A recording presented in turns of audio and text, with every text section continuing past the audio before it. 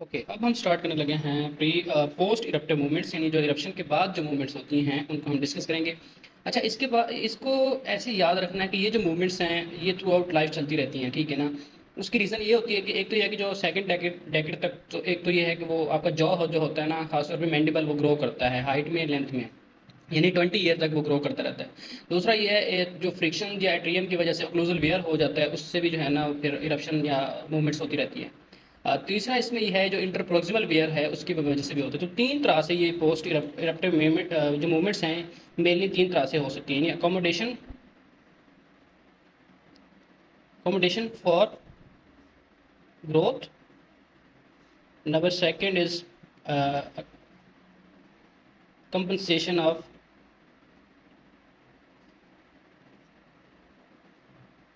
Inter proximal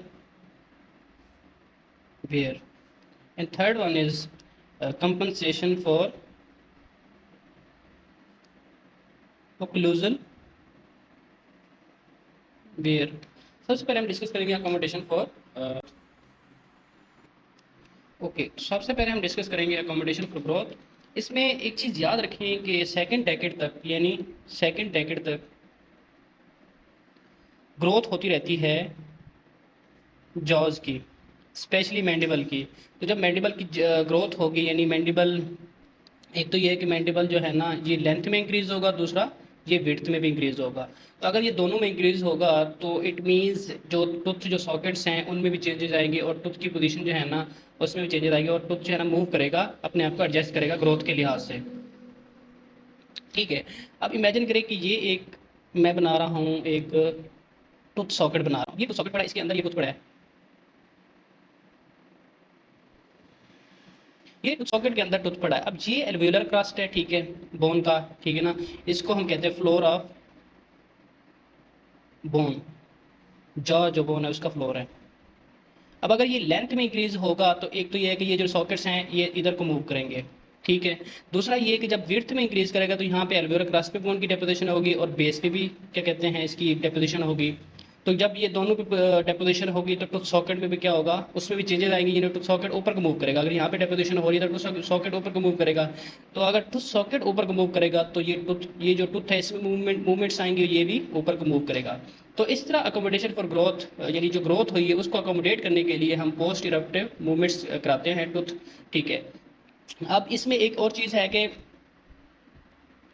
जो आपके teeth हैं उनके जो एपिसिस हैं, ये एपिक्स है, एपिक्स, वो एपिक्स जो इंफीरियर डेंटल नर्व पड़ी होती है जॉ में, इंफीरियर डेंटल नर्व, उससे ये 4 माइक्रोमीटर अबव मूव करते हैं, 4 माइक्रोमीटर अबव उससे ये मूव करते हैं।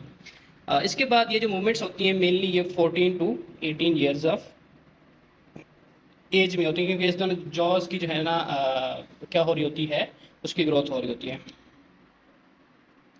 ओके, नेक्स्ट है अकोमोडेशन फॉर या कंपनसेशन फॉर इंटरप्रोक्सिमल वेयर। अच्छा, इसको पढ़ने से पहले हम देखेंगे व्हाट इज इंटरप्रोक्सिमल वेयर। अब जो दो दांत होते हैं, सपोज ये मेरे पास कास्ट है, इसमें आप देखें तो जो दो दांत होते हैं, ये एक दांत है, ये फर्स्ट मोलर है, ये सेकंड मोलर है, ये आपका फर्स्ट मोलर है और ये सेकंड मोलर है। अब इनके दरमियान जो ये कॉन्टैक्ट बना रहे हैं, यानी ये उनकी कौन सी, जहाँ पे ये कॉन्टैक्ट बनाते हैं उसको हम कहते हैं प्रोक्सिमल सरफेस, ठीक है ना। यानी जहाँ पे ये कॉन्टैक्ट बना रहे हैं आपस में बीच में, इसको हम कहते हैं प्रोक्सिमल सरफेस।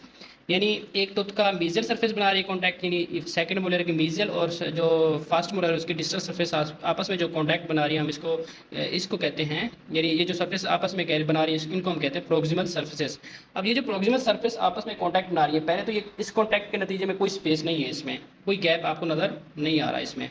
लेकिन जब होता ये है कि with age and due to high occlusal forces, ये जो एरिया होता है, ये गैप होता है, ये यानी जाहिर होना स्टार्ट हो जाता है, ये आपको गैप, ये कॉन्टैक्ट खत्म हो जाता है, गैप नजर आना शुरू हो जाता है। उसकी रीज़न ये होती है कि फ्रिक्शन की वजह से जो है ना वो इनेमल की लेयर वो खत्म हो जाती है, लॉस हो जाती है। जब वो खत्म हो जाती है तो गैप प्रोड्यूस हो जाता है। अब इस गैप को प्रोड्यूस करने के लिए टूथ मूव करते हैं, एक दूसरे की तरफ मूव करते हैं, खासतौर पर ये एंटीरियर रीजन में इस तरह मूव करेंगे, आगे को एंटीरियरली ये मूव करते हैं इस गैप को फिल करने के लिए। इसको हम कहते हैं कंपनसेशन फॉर इंटरप्रोक्सिमल वेयर। अब इसमें तीन मेन कंपोनेंट्स हैं कि ये टूथ मूव कैसे करते हैं, हम उनको डिस्कस करते हैं कि इनको मूव कराने वाले कौन कौन से फैक्टर्स हैं। नंबर 1 इसमें आ जाता है anterior component of anterior component of occlusal force.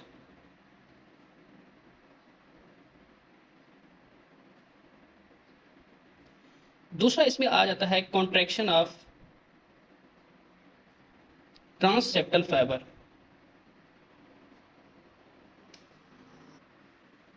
दूसरा इसमें आ जाता है contraction of transseptal fibres. Third one इसमें आ जाता है सॉफ्ट टिश्यू प्रेशर्स। अब ये जो एंटीरियर कंपोनेंट है इसका ऐसे याद रखें, एंटीरियर का मतलब ये जो देखें, ये ओक्लूजल फोर्स इस तरह लगती है ना दांत के ऊपर, ठीक है ना, ऊपर वाले दांत एक दूसरे पे फोर्स इस तरह लगाते हैं, वर्टिकल लगाते हैं। तो एक तो ये कि एक एंटीरियर रीजन में फोर्स लग रही होती है, दूसरा इसका ये टूथ का पोस्टीरियर रीजन इसमें लग रही होती है।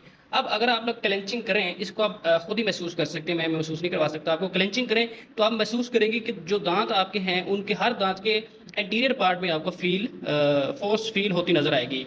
तो अगर इंटीरियर पार्ट में फोर्स लगेगी तो इसमें जो है गैप नजर आ रहा है, तो इट मीन ये इंटीरियर ये टूथ मूव करेगा इंटीरियरली, और ये जो गैप प्रोड्यूस हुआ है इंटरप्रोक्सिमल वेयर ये फिर इसको फिल कर देगा। तो इस तरह टीथ इंटीरियरली मूव करेंगे टू अकोमोडेट फॉर या टू कंपनसेट फॉर इंटरप्रोक्सिमल वेयर। तो इंटीरियर कंपोनेंट लगता है ना कि posterior component of occlusal force. दूसरा जो इसमें आता है कि ये जो दांत होते हैं ये जॉ के अंदर इनको जो इस तरह जो है ना एक इनसर्कल किया होता है, यानी जकड़ा होता है किसने, ट्रांससेप्टल फाइबर्स ने। अब जब यहाँ पे गैप बनता है तो गैप को फिल करने के लिए ट्रांससेप्टल फाइबर्स इस तरह कॉन्ट्रैक्ट करते हैं। जब वो कॉन्ट्रैक्ट करते हैं तो दो दांत को आपस में मिलाते हैं, और वो जो जब आपस में मिलाएंगे तो जो गैप प्रोड्यूस हुआ है इंटरप्रोक्सिमल वेयर वो खत्म हो जाएगा। तीसरा इसमें आ जाता है सॉफ्ट टिश्यू प्रेशर, जो कि लिप्स प्लस चीक्स प्लस टंग, ये जो ओरल कैविटी में एक क्योंकि इसमें साइवा होता है तो ये एक प्रेशर प्रोड्यूस करते हैं, और वो प्रेशर क्या करता है ये दांतों के ऊपर भी लगता है, और जो इंटरप्रोक्सिमल वेयर के नतीजे में जो गैप प्रोड्यूस हुआ था उसको ये फिल कर देता है। तो इस तरह कंपनसेशन फॉर इंटरप्रोक्सिमल वेयर की जो फोर्स जो गैप प्रोड्यूस हुआ था या वेयर हुआ था उसको कंपनसेट किया जाता है। इसके बाद है नेक्स्ट इसके बाद नेक्स्ट हम पढ़ेंगे वो compensation for occlusal wear. Again मैं कास्ट एक उठा लेता हूँ। ये देखें, अगर देखें ओक्लूजल वेयर क्या होता है कि जो ओक्लूजल सरफेस पे जब फोर्सेस लगती हैं तो ओक्लूजल सरफेस क्या हो जाती है, वेयर आउट जाती है। ये आपको नजर भी आ रहा है, ये कास्ट क्योंकि एक सॉफ्ट प्लास्टिक की बनी तो आपको ये दांत के ऊपर से वेयर नजर आ रही है, ये खत्म हो गए नजर आ रहे हैं, ठीक है ना, इनकी कस्प उड़ गई है सारी। तो इसको हम कहते हैं ओक्लूजल वेयर, यानी ये खत्म हो गया है। अब होता ये कि अगर एक दांत का ओक्लूजल वेयर हुआ है तो उसकी वजह से जो है ना ये जो जिस दांत का ओक्लूजल वेयर होता है वो आपको बाकियों के नतीजे में लो नजर आएगा, यानी यहाँ तक नजर आएगा ना, ठीक है, यहाँ तक नजर आएगा। अब जब यहाँ तक नजर आता है तो ओरल कैविटी में ये एक बाकियों के लेवल से नीचे होता है। जब बाकियों के लेवल से नीचे होता है तो अब ये टूथ की कोशिश होती है कि बाकियों के लेवल तक आए, ठीक है ना, यानी बाकियों के लेवल तक आए। तो उसकी ये कोशिश ये करता है कि जो सीमेंटम होता है ना, जो रूट होती है उसकी बेस पे सीमेंटम की डेपोजिशन कराता है। जब सीमेंटम की डेपोजिशन होती है तो ऑटोमेटिकली जो टूथ होता है आपका वो ऊपर को मूव करता है।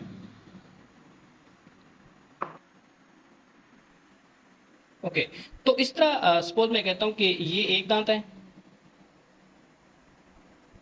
ये मैंने दूसरा बना रहा हूं जिसका ओक्लूजल वेयर हुआ पड़ा है, ये थर्ड वन है। अब इसका ओक्लूजल वेयर हुआ पड़ा तो इट मींस ये बाकियों के लेवल से नीचे है, तो इसको ये क्या करेगा, यहाँ पे सीमेंटम की डेपोजिशन कराएगा और ये अपना लेवल ऊपर कर लेगा। तो इसको हम कहते हैं कंपनसेशन फॉर ओक्लूजल वेयर। ये थर्ड टाइप की मूवमेंट्स है, पोस्ट इरप्टिव मूवमेंट्स। तो इस तरह हमने पोस्ट इरप्टिव मूवमेंट्स पढ़ ली, जिसमें हमने पहले डिस्कस किया था अकोमोडेशन फॉर ग्रोथ, देन उसके बाद हमने देखा था अकोमोडेशन फॉर इंटरप्रोक्सिमल वेयर्स, जिसमें हमने देखा था इंटीरियर कंपोनेंट लगता है फोर्स का, ठीक है, ओक्लूजल फोर्स का। दूसरा ये है कि जो कॉन्ट्रैक्शन ऑफ ट्रांससेप्टल फाइबर्स होते थे, यानी दो दांत सब दांतों को जिस फाइबर्स ने कनेक्ट किया होता है पूरे जॉ में, उनको हम कहते हैं ट्रांससेप्टल, यानी इस तरह एक दूसरे के साथ कनेक्ट करता है, ठीक है ना, इस तरह जब ये फिर कॉन्ट्रैक्ट करते हैं तो ये जो गैप आपको नजर आ रहा है ये फिल हो जाता है, ठीक है ना। तो इसको हम कहते हैं कॉन्ट्रैक्शन ऑफ ट्रांससेप्टल फाइबर्स की वजह से इंटरप्रोक्सिमल जो वेयर या गैप प्रोड्यूस